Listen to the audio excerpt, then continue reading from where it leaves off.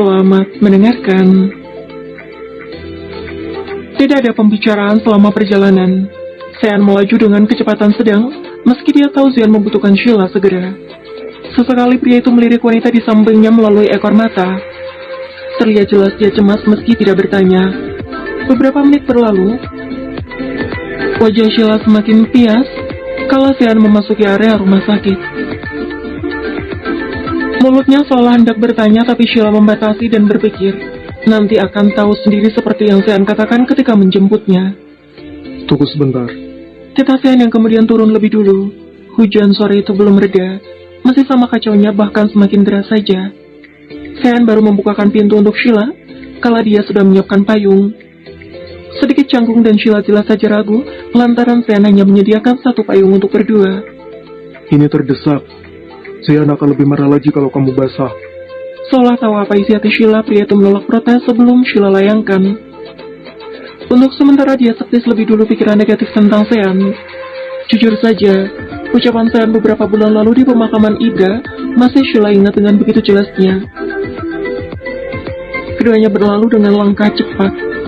Pikiran Sheila semakin kacau kini, menelusuri koridor rumah sakit dengan langkah kian tergesa. Bahkan sedikit berlari demi menyesuaikan langkah panjang Sean. Sean, sebenarnya suamiku kenapa? Mereka tidak mampu lagi berperang dengan pikirannya. Pertanyaan itu lolos juga pada akhirnya. Sean masih memilih diam, hingga keduanya memasuki sebuah ruangan, dan langkah Sheila terhenti begitu melihat sang suami tengah terbaring lemah di sana. Lutut Sheila mendadak lemas. Tubuhnya seakan amat berat hingga tidak mampu menahan tubuh mungilnya. Pandangannya mengembun, kala menyadari firasat buruknya sejak tadi bukanlah mimpi. Sid, kenapa jadi begini? Batin Sean kala menyadari keadaan tidak sesuai dengan rencana. Sheila mendongak. Dia meminta penjelasan pada Sean lantaran hendak mendekati sang suami, dia tidak memiliki keberanian. Mertuanya sudah tiba lebih dulu. Sean tampak menggigit bibir dan merasa sama-sama terjebak dalam satu waktu. Hampiri suamimu, aku harus Sean.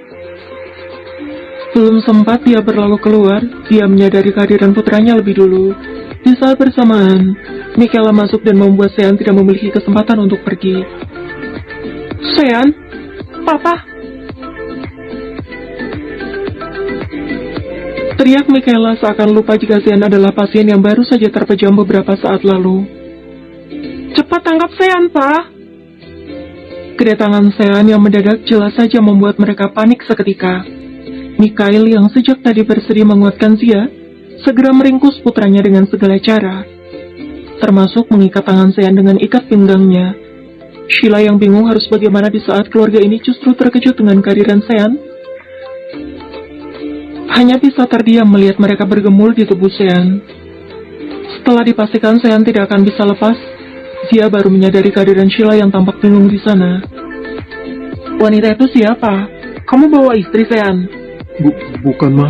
Sama sekali tidak pernah dia duga jika kedatangannya membawa Sheila untuk Zean justru berakhir seperti ini. Susah payah Sean mengatur napasnya lantaran sang papa meringkus tubuhnya seperti seorang pencuri. Terus siapa? Istriku, Ma. Bukan Sean maupun Michaela yang menjawab, melainkan suara lemah itu milik Zean yang kini tetap bertahan dengan posisinya. Apa? Tidak jauh berbeda seperti Michaela dan Mikhail. Pengakuan Zean jelas saja membuat sang mama terkejut bukan main. Zia menghampiri Zean segera, khawatir putranya mengigau, lantaran hingga detik ini dia masih terpejam. Zean, katakan sekali lagi, mama ingin dengar. Sheila istriku, Ma. Jawabnya kemudian membuka mata perlahan. Hal itu meyakinkan Zia jika putranya dalam keadaan sadar. Pertemuan macam apa ini? Sheila yang masih bingung dan sama sekali tidak memiliki persiapan untuk bertemu keluarga suaminya, jelas saja masih memilih diam di tempat. Hingga Michaela yang paham posisi Sheila meraih pergelangan tangannya agar mendekat ke sisi Zean. Kai, adikmu kenapa? Apa mungkin luka di kepalanya buat dia jadi halusinasi? Tidak, Ma. Sheila memang istrinya. Papa juga sudah tahu masalah ini. Michaela yang tengah mengamankan Sean terlihat pura-pura tidak menyadari tatapan tajam Zia. Pria itu tetap fokus duduk di pangkuan Sean agar putranya tidak bisa berdiri. Sedikit kejam, tapi hanya itu cara Mikhail bisa membuat Sean diam. Ya Tuhan, Sean, kenapa bisa kamu melakukan semua ini diam-diam? Astaga. Maaf, Ma. Bukan maksud membohongi Mama, tapi memang belum waktunya. Mama boleh marah padaku, tapi jangan istriku. Zia masih tidak habis pikir dengan putranya. Wajah Zia masih belum bisa terbaca. Dia menatap teliti Sheila dari ujung rambut hingga ujung kakinya. Memang cantik, dan dia sederhana. Mata Zia kemudian tertuju ke area perut yang tampak Sheila tutupi ketika Zia memandanginya. Tidak, bukan marah. Mama terkejut saja. Apalagi kalau Mama perhatikan, dia sedang hamil. Benar begitu, Sheila? Tanya Zia pelan sekali. Khawatir jika menyinggung Sheila, lantaran memang banyak wanita buncit di luar sana yang tersinggung lantaran diduga hamil. Iya, Ma. Jawab Sheila kaku sekali. Takut disebut lancang, tapi tidak mungkin jika dia menyebut Zia tante. Tapi kalian benar-benar sudah menikah, kan? Sebagai korban dari pria egois dan pemaksa seperti Mikhail, dia khawatir saja jika putranya mengikuti jejak sang papa. Terlebih lagi, jika dia lihat Sheila adalah wanita baik-baik dan tidak banyak tingkah. Mama, pertanyaannya kenapa begitu? Sheila hamil. Sudah pasti aku nikahi lebih dulu. Aku tidak sebejat itu, Ma. Tolonglah. Mikhail sontak mendongak dan berdeham. Seakan seekor tarantula tengah bersarang di tenggorokannya. Sean mungkin lupa jika Mikhail bisa saja mendengar percakapan mereka. Sementara Zia kini memerah lantaran menyesali ucapannya. Syukurlah, Mama hanya takut kamu merusak anak gadis orang, Zian. Tidak, Ma. Percaya padaku. Putra Mama yang satu ini sangat suci sekali. Ujar Zian tertawa sumbang. Tapi terhenti lantaran rahangnya terasa sakit. Kualat, mulutmu dijaga, Zian. Tidak ada musibah tanpa hikmah setelahnya. Begitulah salah satu nasihat yang pernah Zian dapat dari Iblis masa hidup. Meski dirinya hampir kehilangan nyawa setelah tragedi tadi siang, akan tetapi Tuhan masih berpihak menyelamatkan hidup Zian. Selamat bukan berarti dia baik-baik saja. Musibah yang tampaknya direncanakan itu mengakibatkan Zian terluka cukup serius.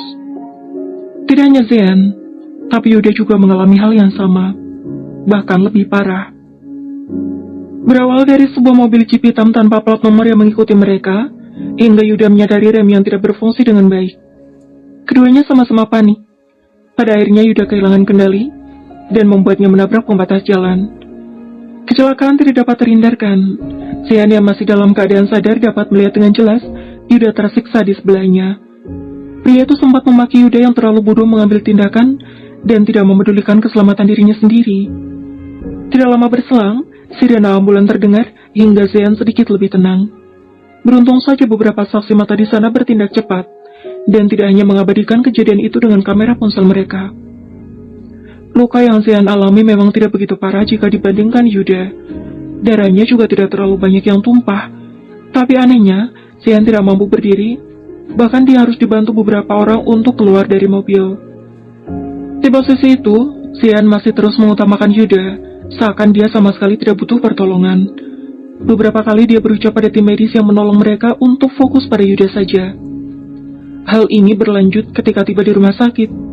Mikhail harus menamparnya agar dia bisa diam, lantaran Zian keras kepala dan ingin menghampiri Yuda, yang dilarikan ke ruangan berbeda. Pria itu yakin betul Yuda yang butuh pertolongan saat ini bukan dirinya. Yuda, Kak. Aku baik-baik saja, sumpah. Iya, dengarkan aku. Yuda juga sedang ditangani dan kamu juga butuh, Zian. Sentak Mikhaila mulai kehilangan kesabaran. I'm okay, Mikhaila. Aku tidak terluka. Aku ingin melihatnya. Tetap di sini, lukamu perlu dijahit, jangan keras kepala.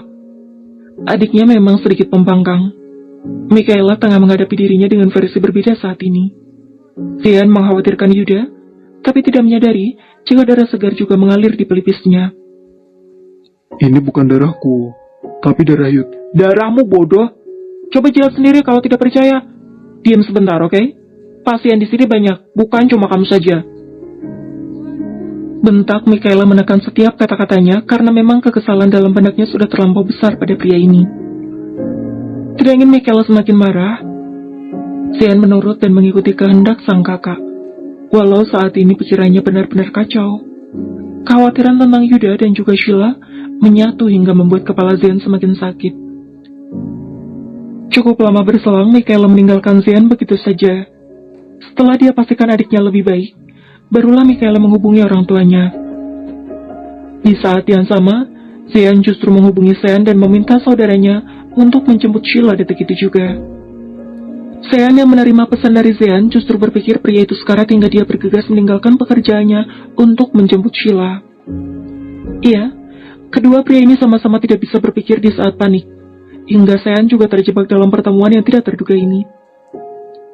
Tapi semua itu tidak selamanya buruk, karena dengan keadaan Zean begini, penantian kedua orang tuanya pada Sean tiba di titik temu. Tidak hanya itu, status Sheila sebagai istri Zean diterima dengan baik oleh Zia. Kamu kenapa menangis? Aku sudah bercerai hari ini. Gimana? Kamu bahagia kan? Tanya Zean memecah kesunyian seraya menatap mata sembab sang istri. Sudah Zean katakan berhenti menangis, tapi air mata Sheila seakan tidak bisa berhenti kala menyaksikan sang suami. Bahagia bagaimana? Kamu begini. Celotupnya kembali meneteskan air mata. Entah kenapa sejak dia dampingi tadi sore Zean seakan baik-baik saja. Padahal luka di bagian kepalanya cukup serius menurut informasi dari Mikaela. Anggap saja hukuman. Aku membuat ibu koma beberapa bulan lalu. Penuh sesal Zean mengungkapkan hal itu. Walau Sheila sudah tegaskan bukan kesalahan Zean, akan tetapi ucapan Nyayu tetap melekat dalam diri Zean, hingga dia membenarkan jika dirinya adalah penyebab utama Zulia koma. Di tengah perbincangan mereka, Sean masuk dengan maksud mengambil jaketnya. Sudah terduga, pria itu memang sedikit perhitungan dan tidak semua orang bisa memiliki barang miliknya. Berikan padanya Sheila. Untuk apa juga aku berikan pada istriku? Aku sudah bawa gantinya. Semuanya lengkap di sini. Cek sendiri. Ucap Sean menyerahkan paper bag yang dia terima dari Zia. Itu apa? Baju ganti istrimu. Malam ini tidak mungkin dia hanya pakai itu kan? Tanya Sean menggerakkan dagunya ke arah Sheila. Seakan paham, jika wanita itu sedikit terisi dengan pakaiannya sendiri. Baju ganti? Kau masuk ke kamarku, Sean. Mama yang kasih bajingan. Semuanya masih baru, dan tidak ada yang menyentuh lemarimu. Sean sudah terbaring di ranjang saja, masih bisa sekasar itu. Sheila memang kerap bingung ketika berhadapan dengan keduanya. Tidak ingin Sean terlalu lama dan Sean semakin marah, wanita itu segera menyerahkan jaket Sean dengan ucapan terima kasih khasnya. Oh, senyuman adik ipar cantik sekali. Matamu kenapa selalu hilang begitu kalau tersenyum?